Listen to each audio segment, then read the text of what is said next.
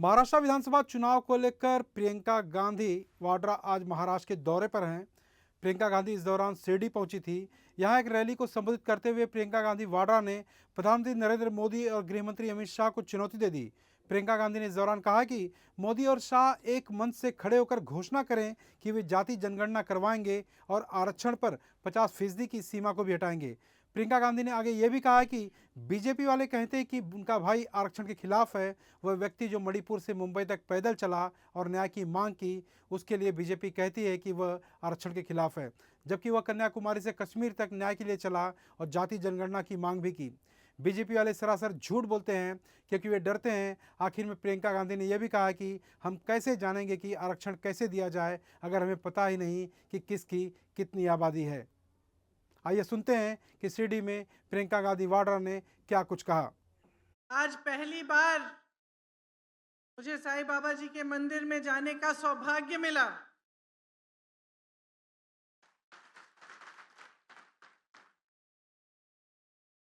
और सचमुच ऐसा लगा कि ये पवित्र भूमि है। सामाजिक क्रांति की धरती है। महात्मा फूले जी, साहू जी महाराज जी और बाबा साहेब अंबेडकर जी की धरती है। ये एक ऐसी धरती है जिसके कण कण में सत्य है, कण कण में समानता गूंजती है, कण कण में मानवता है। आज यहाँ खड़े होकर आप सबको इस सभा में स्वागत करके मेरे साथी बाला साहेब थोराट जी, प्रभावती गोगरे जी, संदीप वरपे जी, हेमंत ओगले जी, जो हमारे महाविकास अघाड़ी के प्रत्याशी हैं, उनका भी स्वागत करती हूँ।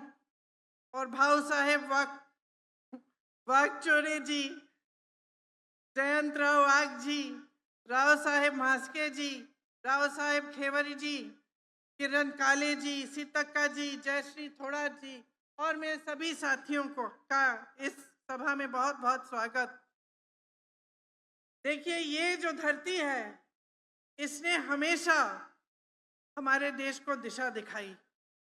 यहाँ टंट्या मामा, उमाजी नायक, राघोजी भागरे जी, रानी दुर्गावती जी, सब यहीं के थे। सब ऐसे महापुरुष, महान महिलाएं थीं जिन्होंने हमारे देश को दिशा दिखाई। और यहाँ से हमारी जो आज़ादी की लड़ाई है, यहीं से मजबूत हुई। महाराष्ट्र की धरती एक मार्गदर्शक धरती है। यहाँ का संदेश रहा है धार्मिक कट्टरता का विरोध, समानता का विचार रहा है हमेशा के लिए।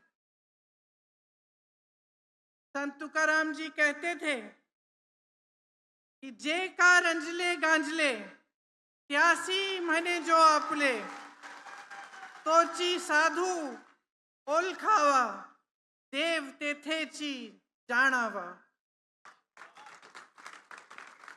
गांव में झाड़ू लगाकर मन की गंदगी साफ करने वाले और प्रेम को जगाने वाले संत गाडगे महाराज जी का भी यही संदेश था कि अंदर झांको, अपना मैल साफ करो, अपने अंदर जो गंदगी है पहले वो साफ करो और सत्य के पथ पर चलो।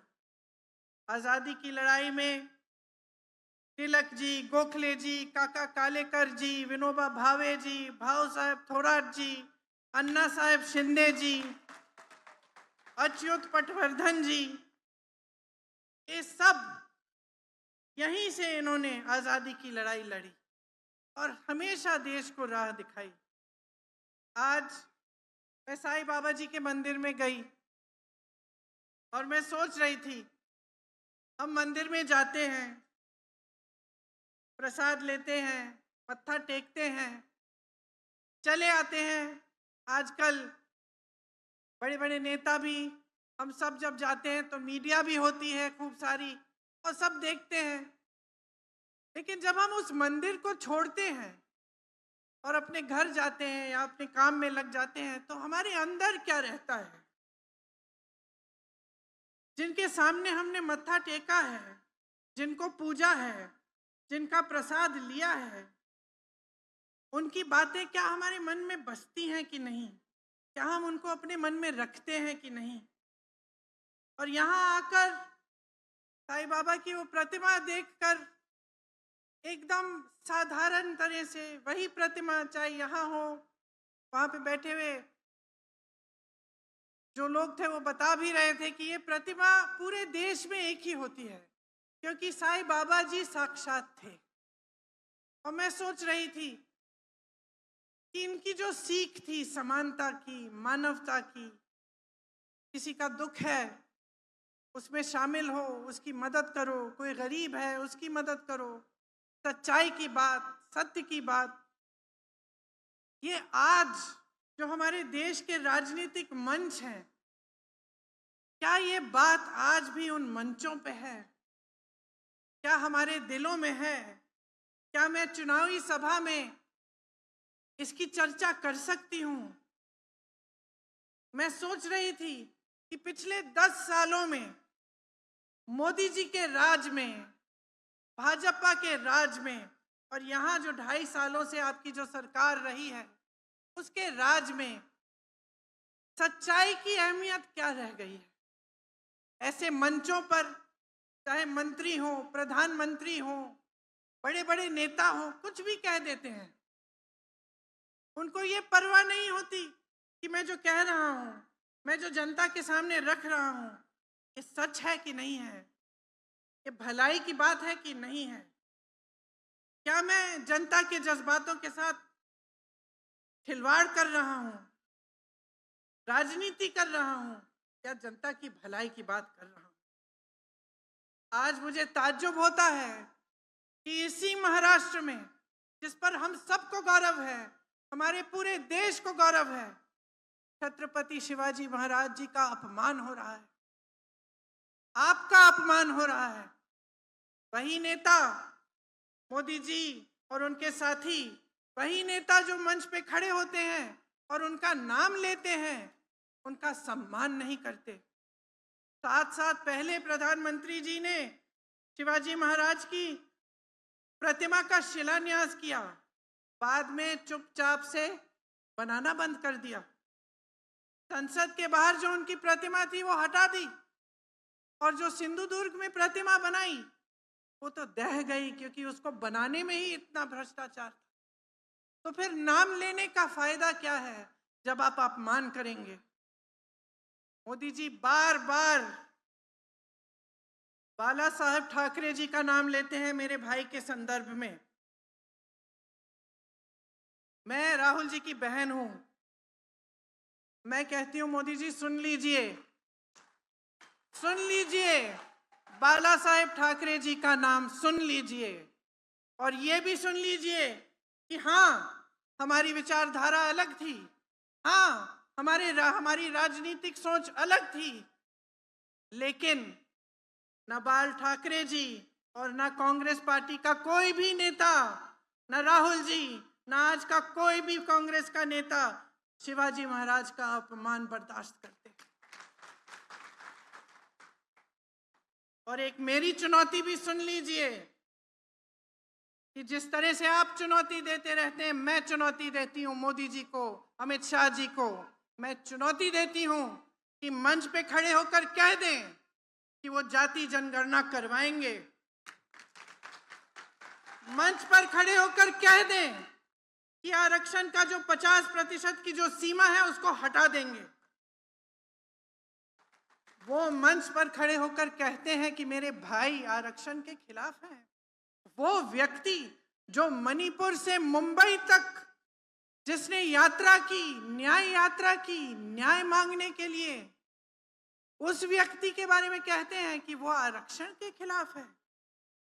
झूठ बोलते हैं, सरासर झूठ, आपके मंचों पर खड़े होकर, ये जानते हुए कि इस इंसान ने कन्याकुमारी से कश्मीर तक पैदल यात्रा की है, न्याय मांगी है, जाति जनगणना की बात की है। इसलिए करते हैं क्योंकि डर गए। उन्होंने देखा कि ये व्यक्ति कन्याकुमारी से कश्मीर 4000 किलोमीटर चल पड़ा और मणिपुर से मुंबई चल पड़ा और इसने न्याय मांगा। और इस व्यक्ति ने कहा कि जाति जनगणना होनी चाहिए, हमें मालूम होना चाहिए कि कौन किसकी कितनी संख्या है, क्योंकि जब तक हम जानेंगे नहीं ठीक तरह से तो तब तक सही आरक्षण कैसे देंगे। ये जानते हुए पूरी जनता के सामने ये झूठ बोलते हैं। ये महाराष्ट्र की जनता का अपमान है, ये आपका अपमान है, क्योंकि ये सत्य की धरती है। आपने हमेशा सच्चाई को पहचाना है, और सिर्फ ये नहीं, आपके साथ ये भेदभाव करते हैं। महाराष्ट्र से कितने उद्योग इन्होंने कहीं और भेज दिए। एक प्रधानमंत्री, एक सरकार की दृष्टि क्या होनी चाहिए। मेरी बहनें बैठी हैं, आप में से कुछ माताएं होंगी, 4-5 बच्चे होते हैं, किसी के 2 होते हैं, किसी के 3 होते हैं। एक माँ हमेशा समान दृष्टि से अपने बच्चों को देखती है, भेदभाव नहीं करती। और जो प्रधानमंत्री होते हैं, जो सरकार होती है, वो भी माँ समान होती है, वो भी पिता समान होते हैं। उनको भेदभाव नहीं करना चाहिए। यहाँ से महाराष्ट्र से उद्योग हटा दिए, दूसरे प्रदेशों में भेज दिए। देखिए, जब इस देश का निर्माण हुआ तो चाहे पंडित नेहरू जी थे, चाहे आपने इंदिरा जी का नाम लिया, उन्होंने बड़े बड़े उद्योग जब खुलवाए, एम्स, आईआईटी, आईआईएम जैसे संस्थान खुलवाए, इंफ्रास्ट्रक्चर बनाया, बांध बनवाए, नहर बनवाए, रिसर्च सेंटर बनाए, कारखाने बनाए, तो उन्होंने भेदभाव नहीं किया। हर प्रदेश में बने, अलग अलग चीज अलग अलग प्रदेशों में बनी। यहाँ मनमोहन सिंह जी ने मुंबई में अंतर्राष्ट्रीय वित्तीय सेवा केंद्र लगवाने का फैसला किया था। क्या हुआ? यहाँ से हटा के गुजरात भेजा गया। लाखों नौकरियां चली गई यहाँ की, बड़ी बड़ी इंडस्ट्री, बड़ी बड़ी कंपनियां हटाई गई। लगभग 10 लाख करोड़ का निवेश हटा यहाँ महाराष्ट्र से। 8 लाख नौकरियां महाराष्ट्र से बाहर चली गई। 6,000 से ज्यादा उद्योग बंद हुए। महाराष्ट्र को कमजोर करने का प्रयास किया, और आज मंच पे खड़े होकर कहते हैं कि महाराष्ट्र को मजबूत बना रहे हैं। 10 सालों से इनकी सरकार थी। आप नाम लीजिए, वेदांता, फॉक्सकॉन सेमीकंडक्टर प्रोजेक्ट सब चले गया। टाटा एयरबस का प्रोजेक्ट गुजरात गया, सैफरन का प्रोजेक्ट गया, बल्क ड्रग पार्क का प्रोजेक्ट गया।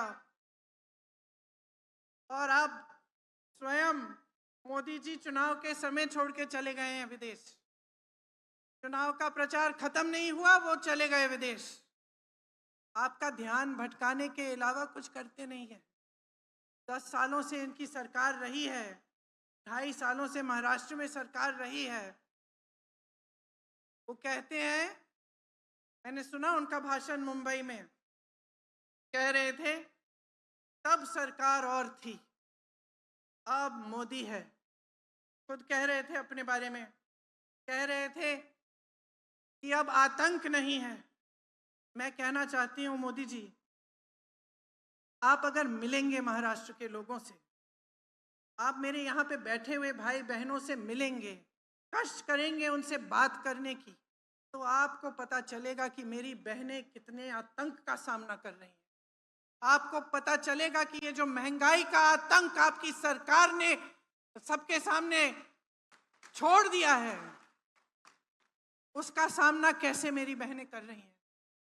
शायद पहली दिवाली होगी ये वाली, जो ठीक से आप मना भी नहीं पाएंगी। आप जब मार्केट जाती हैं, दुकान जाती हैं, आदि चीजें छोड़ के आ जाती हैं। घर में कोई बीमार पड़ता है, कोई संकट आ जाता है, घबराहट होती है, पैसे कहाँ से आएंगे, घर की मरम्मत करनी पड़ती है, दिल घबराता है कि चलो ठीक, छोड़ दीजिए, बाद में कर देंगे, बारिशों के बाद कर देंगे, सर्दियों के बाद कर देंगे, अभी पैसे नहीं है इसके लिए। महंगाई से जूझ रही है इस देश की जनता, तड़प रही है, खासतौर से महाराष्ट्र की जनता। कोई पूछने वाला नहीं है। चुनाव आने लगा है, 1500 रुपए का आपको बोल दिया है कि क्या उनकी जो योजना है, आपको लाडली बहन वाली योजना, कह दिया कि लीजिए 1500 रुपए पकड़ लीजिए। लेकिन आपसे छीना कितना जा रहा है? हर स्तर पर आपको घर के लिए कुछ खरीदना है, खाने की चीजें खरीदनी है, गैस का सिलेंडर खरीदना है, 1500 रुपए में होगा क्या? और सोचते हैं कि चुनाव आ रहा है, 3-4 महीने पहले से हम देना शुरू कर देंगे, सारी महिलाएं हमें वोट दे देंगी। लेकिन बहनों, सतर्क हो जाओ, समझ लो कि आपके साथ क्या हो रहा है। 2.5 सालों से इनकी सरकार है, 10 सालों से केंद्र में सरकार है, अभी क्यों दे रहे हैं आपको? पहले क्यों नहीं सोचा? जब आप गैस सिलेंडर के लिए आप मांग करते थे कि इसको कम महंगा करो, इसका दाम कम करो, तब क्यों नहीं किया? जब आपको त्योहार मनाना होता है और आपके पास पैसे नहीं होते, तो कौन आता है आपके आंसुओं को पोंछने के लिए, आपकी मदद करने के लिए? आप अपने बच्चे को पालते हो, पोसते हो, मेहनत करते हो। मेरी बहनें, मैं जानती हूँ, खेती में भी जाती हो, जॉब भी करती हो, सब कुछ करती हो, फिर भी घर आके मेहनत करती हो, खाना पकाती हो, देखती हो कि सब बच्चे सो गए हैं, सबके पेट में खाना है कि नहीं, कोई बीमार तो नहीं है। बहुत मेहनत करती हो अपने बच्चों को बड़ा करने के लिए। बच्चे बड़े होते हैं, कोई रोजगार की संभावना ही नहीं है। सरकार ने जितने भी माध्यम थे रोजगार बनाने के, सब खत्म कर डाले, और फिर मंच पे आकर कहते हैं वो सरकार और थी, आज मोदी है।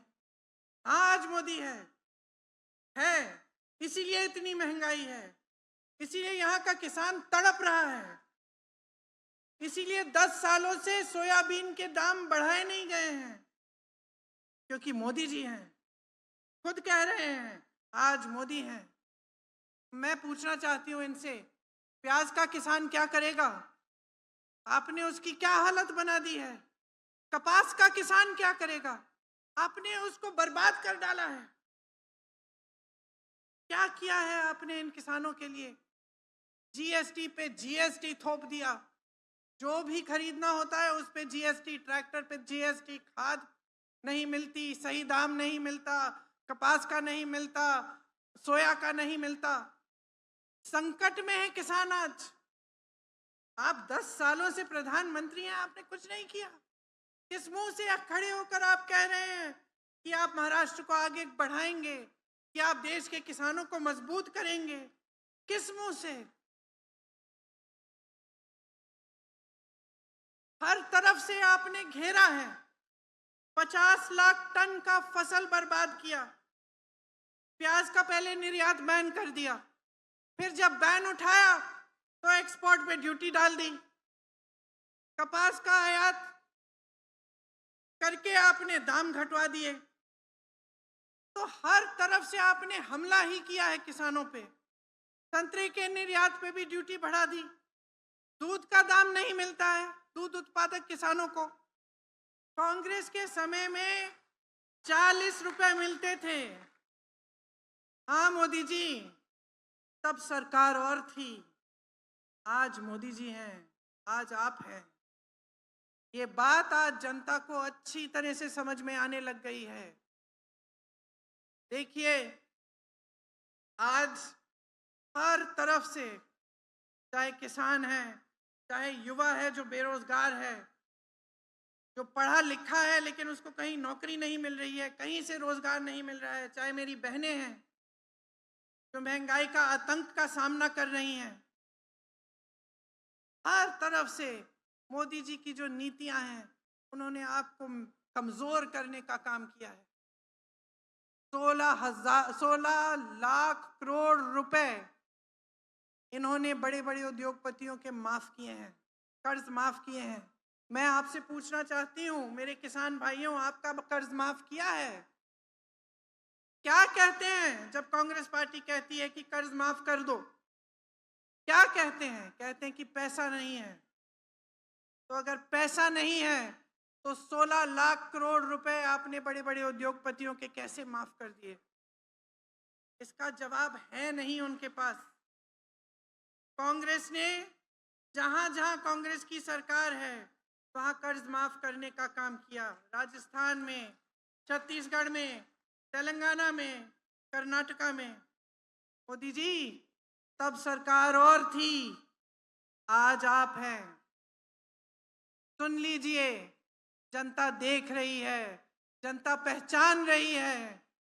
जो नौजवान हर जगह अपनी नौकरी, अपनी रोजगार ढूंढने के लिए भटक रहे हैं, पढ़े लिखे हैं, आत्मविश्वास खो रहे हैं, घर आते हैं, अपने माँ बाप को देखते हैं, सोचते हैं कि मैं इनके लिए कुछ नहीं कर पा रहा हूं। इनको जवाब कौन देगा? आपको जवाब देना पड़ेगा।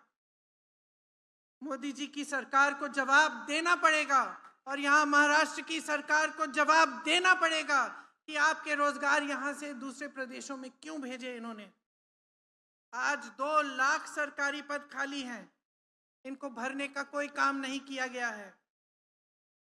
युवा बेरोजगार हैं, पद खाली हैं, आप उसको भी नहीं कर रहे हो, आप उन्हें भी नहीं भर रहे हो। सबसे ज्यादा आत्महत्या महाराष्ट्र के युवाओं में है, पूरे देश भर में। शर्म की बात है, इतना गौरवशाली, इतना महान प्रदेश, इतने कर्मठ लोग, ऐसे लोग कि जहां भी जाते हैं प्रदेश का नाम रोशन करते हैं। मैं दिल्ली में मिलती हूं लोगों से, महाराष्ट्र के लोग होते हैं, एकदम मुझे पता चल जाता है काम करता है ये आदमी, इसमें वो ऊर्जा है, काम करना चाहता है, आलसी नहीं है। ऐसे लोगों को बर्बाद करना है, यही इनकी नीति है, यही इनकी राजनीति है, यही इनकी विचारधारा है कि किस तरह से आपको बांटा जाए, या धर्म के नाम पर या जाति के नाम पर किस तरह से बांटा जाए, किस तरह से आपका ध्यान भटकाया जाए ताकि ये लोग आगे बढ़ें। संविधान की बात करते हैं, संविधान की धज्जियां किसने उड़ाई है इस प्रदेश में? संविधान कहता है कि जनता के हाथों में सबसे बड़ा औजार है, सबसे बड़ी शक्ति है। क्या है ये शक्ति? ये शक्ति आपका वोट है। संविधान कहता है कि अपने वोट के द्वारा आप अपनी सरकार चुनेंगे। यहां क्या हुआ? आपने सरकार चुनी ना पिछले चुनाव में, फिर क्या हुआ? पैसों के बल पर, घूस देकर, डराकर, धमकाकर, एजेंसियां लगवाकर ये सरकार चोरी हुई। किसने की ये चोरी? किसने किया ये विश्वासघात? किसके साथ? महाराष्ट्र की जनता के साथ। ये मोदी जी ने किया, ये मोदी जी के नेताओं ने किया, ये भाजपा ने किया। ये आपकी बनी बनाई सरकार इन्होंने तोड़ी, और किस तरह से, भ्रष्ट तरह से तोड़ी। संविधान की बात कैसे कर सकते हैं? जिस संविधान में लिखा है कि जो जनता चाहती है वही होना चाहिए, कहाँ लिखा है इस संविधान में कि जनता एक सरकार को चुनेगी और आप चोरी चोरी से पैसे देकर, डराकर, धमकाकर उस सरकार को ही बदल डालेंगे? कहाँ लिखा है? और मैं आपसे पूछना चाहती हूँ, आप जनता हो इस महान प्रदेश की, आपको सब कुछ दिख रहा है, आपको दिख रहा है कि सरकार एक चुनते हैं, आप कुछ दिनों बाद बदल जाती है। विधायकों को ऐसे पकड़ के ले जाते हैं, कहीं पे छुपा के रखते हैं दिनों के लिए, घूस दे देकर। और सब जगह पत्रकार भी लिख रहे हैं कि 100 करोड़, 500 करोड़, 600 करोड़। ये किसके पैसे हैं? कहां से आए ये सारे करोड़ों रुपए? ये क्या वो तो नहीं है जो आपके विकास के लिए जाने चाहिए, जो आपसे चोरी किए जा रहे हैं? और आपकी सरकारें अब ऐसे बनेंगी? तो फिर आपके पूर्वज लड़े क्यों आजादी के लिए? हमारे पूर्वज लड़े क्यों इस देश के लिए? शहीद क्यों हुए इस देश के लिए? ताकि इस देश के संविधान का चकनाचूर बना दे कोई, पैसों के बल पर, धन के बल पर। तो सोचिए, सब आपकी आंखों के सामने हो रहा है। आपकी नौकरियां छीनी जा रही हैं, यहाँ से इंडस्ट्रीज दूसरे प्रदेशों में भेजी जा रही हैं, खाली पद भरे नहीं जा रहे हैं, नौजवान बेरोजगार हैं, बहनें कुछ खरीद नहीं पा रही हैं। चाहे कितने भी लोग एक परिवार में काम कर रहे हों, चाहे कितने भी कोई मेहनत कर रहा है, खेती में कोई जॉब कर रहा है, कुछ भी कर रहा है, फिर भी पैसे काफी नहीं हो रहे हैं क्योंकि महंगाई इतनी बढ़ गई है। किसान की कमर तोड़ी जा रही है और राजनीति कैसी हो रही है? पैसों की, झूठों की। तो मैं आपसे पूछना चाहती हूं, इसको ठीक कौन करेगा? कौन करेगा? आप करिए। ये जो वोट आपको दिया गया है, ये ऐसा हथियार है, इसमें ऐसी शक्ति दी गई है संविधान के द्वारा कि आप कुछ भी कर सकते हैं। आपने, गोगरे जी ने कहा, मैं किसान की बेटी हूं। जब किसान ठान लेता है तो कुछ भी कर सकता है। सही कहा है। इस देश को आजादी किसने दिलवाई? इस देश के किसानों ने दिलवाई। इस देश की को आजादी आप सबने दिलवाई, आपके पूर्वजों ने दिलवाई। आज वो आजादी खतरे में है, वो संविधान खतरे में है जिसके लिए हम लड़े। ये कुछ भी कह दें, डर गए हैं ना पिछले चुनाव को देखकर, इसलिए सब अब संविधान कह रहे हैं, सब अब कह रहे हैं आरक्षण की बात कर रहे हैं, क्योंकि डर गए हैं। लेकिन इनकी असलियत नहीं है ये, इनकी असलियत छिपी हुई है अंदर। आप देख सकते हैं इस असलियत को। पिछले चुनाव में इनके नेता कह रहे थे हम संविधान को बदल डालेंगे, आज संविधान की बात कर रहे हैं। 2.5 सालों से सरकार रही है इनकी, आपके लिए कुछ नहीं किया। अब स्कीम किस पे स्कीम निकाल रहे हैं पिछले 4 महीनों में। ये गलत तरह की राजनीति है, गलत तरह की विचारधारा है।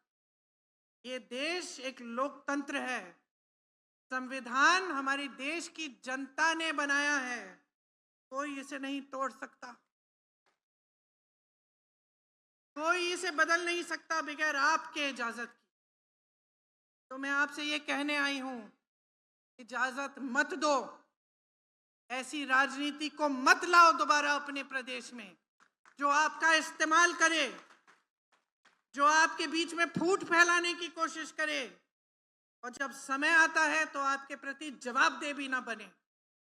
जितने भी नेता इस मंच पे बैठे हैं, जितने भी नेता आपके सामने आते हैं, चाहे किसी भी पार्टी के हों, चाहे कितना बड़ा नेता हो, देश का प्रधानमंत्री हो, आपने मंच पे बिठाया है, आपने वोट देकर मंच पे बिठाया है। सत्ता हमारी नहीं है, आपकी है। पहचानिए इस सत्ता को।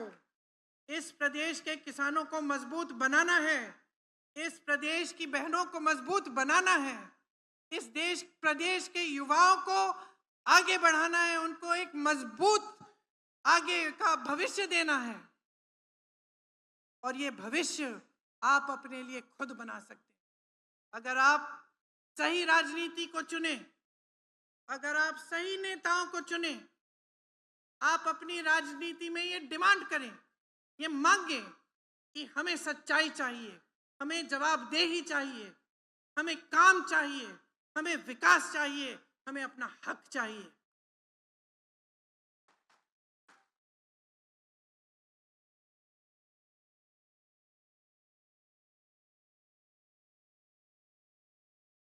तो जब चुनाव में नेता आते हैं, भाषण देते हैं, ध्यान से सुनिए क्या कह रहे हैं, ध्यान से सुनिए, लेकिन साथ साथ उनकी कार्यशैली भी देखिए, समझिए।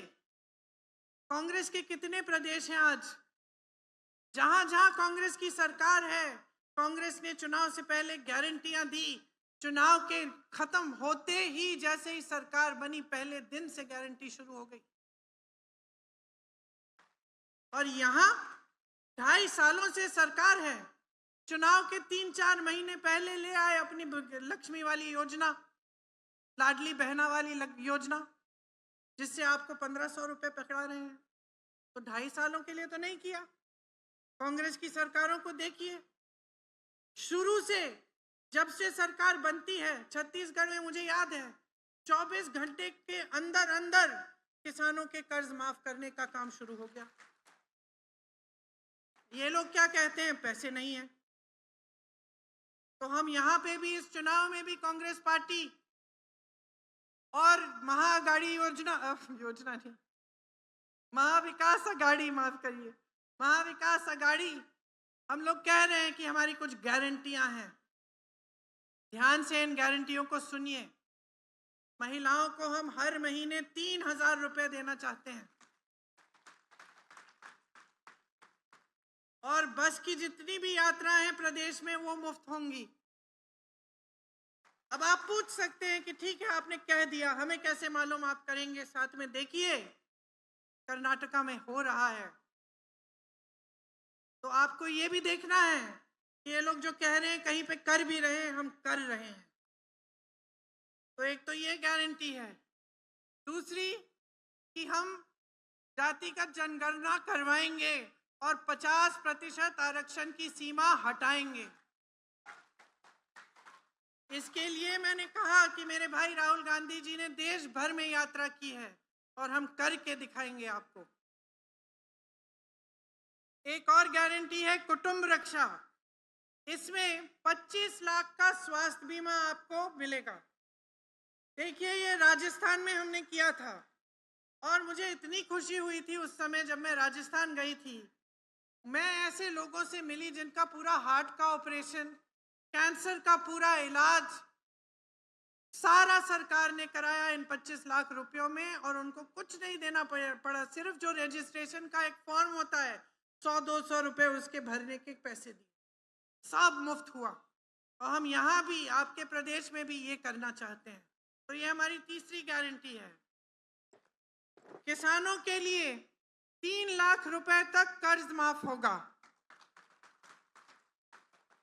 और जो नियमित कर्ज चुकाने पर 50,000 रुपए का प्रोत्साहन भी मिलेगा। सोयाबीन के लिए जो एमएसपी है वो हम 7,000 रुपए प्रति क्विंटल हम देंगे। कपास के लिए भी सही एमएसपी मिलेगी आपको। प्याज के लिए जो उचित दाम तय करने के लिए हम एक कमेटी बनाएंगे ताकि आपको कमेटी चर्चा करेगी और आपको उचित दाम मिलेगा। युवाओं को हमारा वचन है, हमारी गारंटी है कि 2.5 लाख जो खाली पद हैं उनको हम सरकार बनते ही हम भरने का काम करेंगे और बेरोजगारी का हम 4,000 रुपए का भत्ता दिलवाएंगे। मैं जानती हूं कि यहाँ शिरडी में भी आपके कई मुद्दे हैं। आप सब मुझे बता रहे थे कि यहाँ आतंक बहुत है।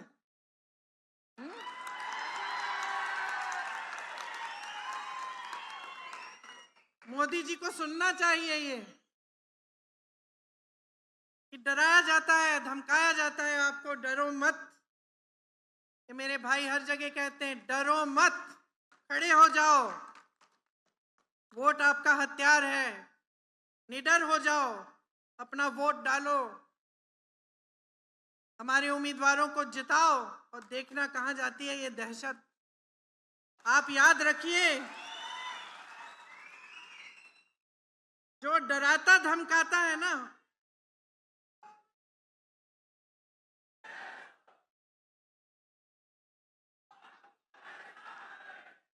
जो डराता धमकाता है ना, वो सबसे बड़ा डरपोक होता है। ये बात बच्चा बच्चा जानता है। पाठशालाओं में बच्चे जानते हैं कि भाई एक दिन हमने ऐसे कर दिया ना तो भाग जाएगा वो डराने धमकाने वाला। तो मैं कह रही हूँ बहनों, कर दो ऐसे, खड़े हो जाओ। बहुत हो गया है, बहुत विश्वासघात हो गया है, बहुत झूठ दिखा दिया आपको, बहुत झूठ बोल दिए हैं, बहुत गलत तरह की राजनीति चल पड़ी है। सही कर दो। एक ऐसी राजनीति लाओ, ऐसी सरकार लाओ जो आपके लिए दिन रात एक करे, काम करे, आपके प्रदेश को आगे बढ़ाए, आपका सम्मान रखे, आपका गौरव बनाए। ऐसी सरकार लाओ जिसकी स्कीम आपके लिए हो, बड़े बड़े उद्योगपतियों के लिए नहीं। सब चीजें अडानी जी को पकड़ा दी। एक ऐसी राजनीति, एक ऐसी सरकार है। आज यहाँ पे आपकी इंडस्ट्री नहीं है, मेडिकल और इंजीनियरिंग कॉलेज भी नहीं है। मैंने सुना है कि पर्याप्त बिजली भी नहीं मिलती। अभी मैं आ रही थी, ये सड़क तो ठीक लगी लगभग, लेकिन सुना है कि पूरे इलाके में सड़कें टूटी हैं। तो इतनी सारी समस्याएं हैं। यहाँ पे दुनिया भर के लोग आते हैं, तीर्थ स्थान है इतना बड़ा। इसको हम मजबूत बनाएं, आपकी सड़कें ठीक करें, आपको पानी दिलवाएं कि किलोमीटर पे किलोमीटर मेरी बहनों को पानी लेने के लिए ना चलना पड़े। तो ये कर्तव्य होता है सरकार का और हम नेताओं का कर्तव्य होता है। हम इस कर्तव्य को निभाना चाहते हैं, मौका दीजिए और इस बार ऐसा बहुमत दीजिए कि कोई सरकार को चुरा ना पाए।